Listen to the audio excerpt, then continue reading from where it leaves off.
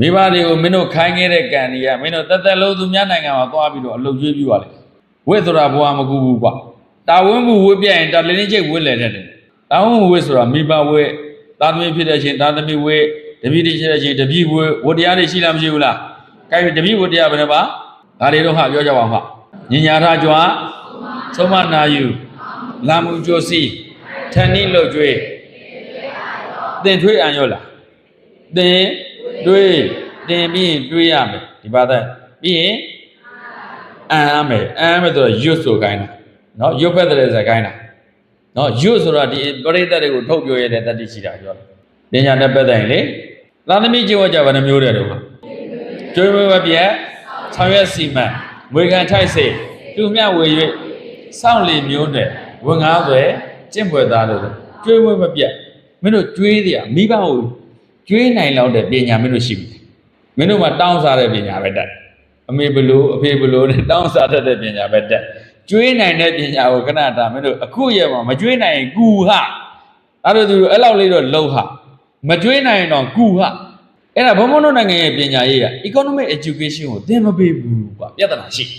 တခြားနိုင်ငံမှာ basic level မှာအဓိက economic education ကိုသင်။ဥပမာဂျပန်မှာလူကြီးတန်း100ဘုံ290မှာတန်း120ကျော်ရှိတယ်ဂျပန်မှာလူကြီးတန်း120ကျော်ရှိတယ်။ထမင်းစီဒစီချင်းစီတိုင်းအစားမပို့အောင်။အဲဆိုတော့လူကြီးတန်း120ရှိတယ်။တယောက်ကိုထမင်းစီပို့တယ်ဆိုရင်ထမင်းစီပေါင်ဘယ်လောက်ပြည့်တန်း120ထမင်းစီပေါင်တန်း120ကဒီထက်လူကြီးထမင်းကျွေးလို့ရ။အနည်းဆုံးဒီဘက်တစ်ချမ်းလုံးကျွေးလို့ရ။တော့ဒီဘက်တစ်ချမ်းလုံးကျွေးလို့ရ။ဒစီချင်းစီရဲ့တန်ဖိုးကိုသိအောင်တင်ပေးထားတယ်။အစ္စရေးကျတော့ရေတစ်ဆက်ချင်းစီရဲ့တန်ဖိုးကို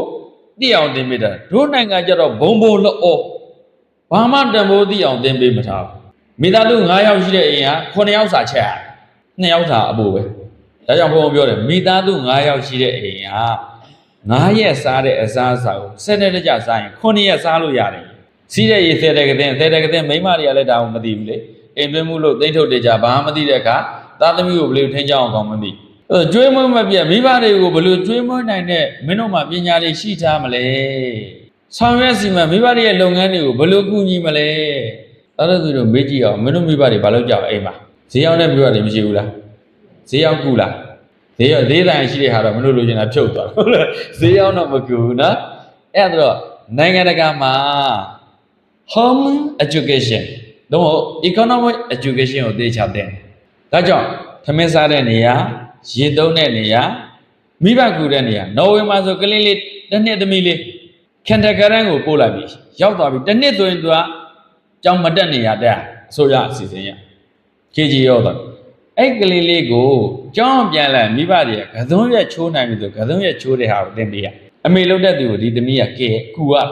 အဲ့လိုမျိုးလေးနဲ့အိမ်မှာမိဘကိုကူရတဲ့အလေးချင်းကိုကြောင်းပညာရေးနဲ့ပါတွဲပြီးသင်တာကွာသူတို့နိုင်ငံတွေတိုးတက်တာမပြောနဲ့ home education economic education ကိုနားလဲတယ်တို့နိုင်ငံမှာဘာမှနားမလဲတို့တော့